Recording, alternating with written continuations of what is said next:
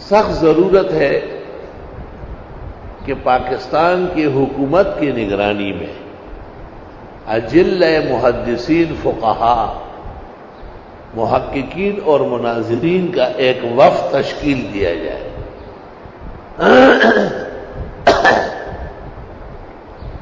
اور وہ سعودی حکومت سے کہے کہ ہم آپ کے علماء سے بعض مسائل پر بات کرنا چاہتے ہیں۔ وہ جس طرح سمجھتے ہیں اس طرح نہیں ہے، اور ہم پر ان کی فحش غلطی بالکل واضح ہے۔ میں آپ کو 2 مثالیں دیتا ہوں۔ اس وقت حرمین شریفین میں سب سے بڑا عالم دکتور صالح حمید ہے، جو قضاء اور فقہ کے بڑا ہے، شؤون کا بھی رئیس رہا ہے، مجلس شورا کا بھی رئیس رہا ہے، اور واقعی جلیل القدر عالم ہے۔ اور ائمہ حرمین میں سب سے زیادہ محبت مجھے ان سے ہے، علیق سلیق بھی ہے، اور ختم بخاری کے لیے آنے کی دعوت بھی دی ہے۔ کبھی کبھی برادرم مولانا عبدالقیوم گلگت والوں سے پوچھتے ہیں، شیخ زرولی متی یدعون الی حفلۃ البخاری، کب بلا رہے ہیں؟ نحن متحیون۔ شیخ نے جواب دیا، مولانا صاحب نے، جن کے توسط سے بات ہوئی، کہ جو ہونا کا غیر صالح، پاکستانی فضائیں ٹھیک نہیں، اجتماعات میں ہمارے علماء احتیاط کرتے ہیں۔ حرم شریف میں انہوں نے خطبہ دیا،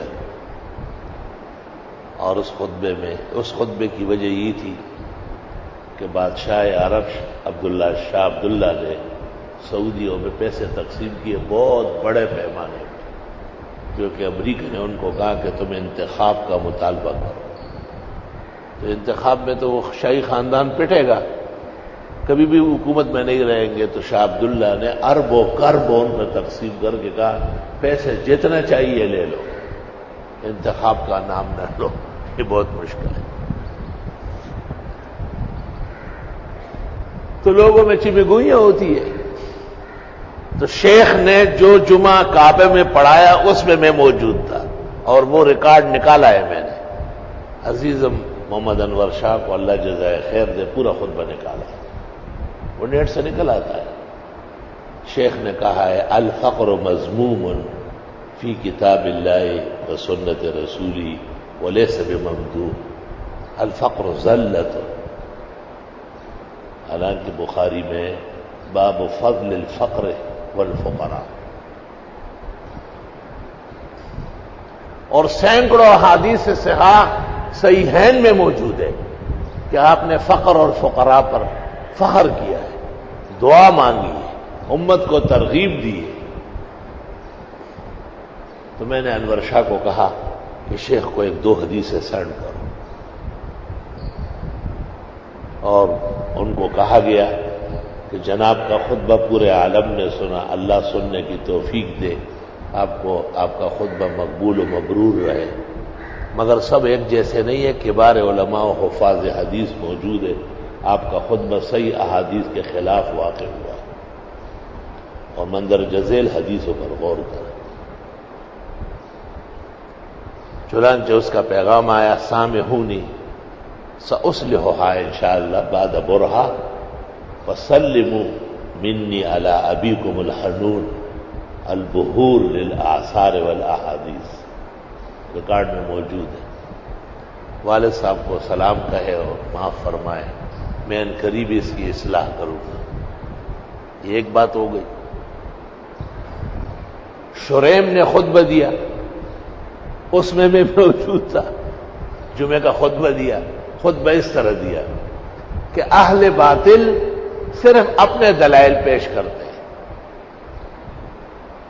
اہل حق ایسے دلائل بھی پیش کرتے ہیں جن سے اہل باطل کو فائدہ ہوتا ہے، کیونکہ وہ جھوٹ نہیں بول سکتے۔ جیسے امام بخاری نے کتاب الزکوٰۃ میں ایک روایت نقل کی ہے جو حنفیہ کو فائدہ دے رہی ہے، جبکہ حنفیہ پر امام بخاری کے حملے دنیا کو معلوم ہے۔ میں نے خطبہ سنا، اور بہت دکھ اٹھایا. اور میں نے اپنے ایک عزیز شاگرد شفیق الرحمان کشمیری کو کہا کہ ایک ٹیپ ریکارڈ بھی لیا اور یہ کیسٹ نکال کے لاؤ. وہ ٹیپ ریکارڈ بھی لیا ہے، کیسٹ بھی لیا ہے. میں نے 15 مرتبہ اگلے صبح تک سنا اور وہاں کے علماء سے گفتگو کی. وہ غریب ریالوں کے لیے ٹھہرے ہوئے ہیں، ان کا کیا کام ہے تحقیق. اور انہوں نے کہا نہیں تعریف کی. میں نے کہا تعریف نہیں کی، مذمت کی. حنفیہ کو اہل باطل میں ڈالا ہے. یہ اس کے اختیار میں حق و باطل کے فیصلے کرتا. چنانچہ اس کو بھی میں نے پیغام دیا کہ خود بے احتیاط سے دیا کرو. صرف آپ نہیں اور بھی دنیا میں علماء ہیں. آپ نے کس قاعدے کے ساتھ؟ اول تو یہ غلط کہا ہے کہ بخاری نے حنفیوں پر حملہ کیا، نہیں کیا ہے. وہ خود 90% حنفی ہے. اور اگر ایسا کوئی موقع ہے تو علماء میں اختلاف رہتا ہے، لیکن آپ ممبر کعبہ پر حنفیہ کو اہل باطل کہتے ہیں. انت مسئول و ماخوذ یوم القیامت عند اللہ. انہوں نے بھی معافی مانگی اور کہا کہ میں اصلاح کروں گا اور توبہ کرتا ہوں. فوراً سمجھ گیا. محترم مولانا مفتی رضا الحق کا بھی یہ خیال تھا کہ نہیں تعریف کی ہے، لیکن اور پرنٹ لے کے آیا تھا صبح صبح حرم شریف میں، لیکن پرنٹ اس کے ہاتھ میں رہا جب میں نے وضاحت کی. میں نے کہا نہیں، وہ کہتے ایک اہل حق ہے جیسے بخاری، ایک اہل باطل ہے جیسے حنفی. اس سے آپ کیسے تعریف نکال رہے ہیں؟ خیر تو ہے. کہتے شریم نے حنفیت میں ڈاکٹریٹ کی. میں نے کہا کرتے رہے، اس سے کیا فرق پڑے. تو اس قسم کی غلطیاں فحش قسم کی ہمیشہ رہی ہے.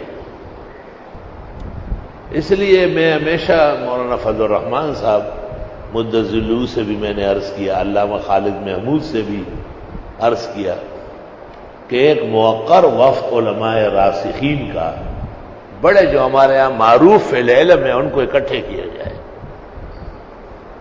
اور ان سے جا کے گفتگو کی جائے. جب تک سرکاری وفد نہ ہو وہ کسی چیز کی اہمیت نہیں مانتے، یاد رکھیں. ویسے ہم 10 دفعہ جائے اور کئی مسئلوں میں ہم ان کو سمجھائے اور وہ سمجھ بھی لے، لیکن سرکاری وفد کی عزت ہے اور مولانا کے لیے یہ کام آسان ہے. اللہ ان کو توفیق دے کہ ہماری زندگی میں یہ کام ہو جائے.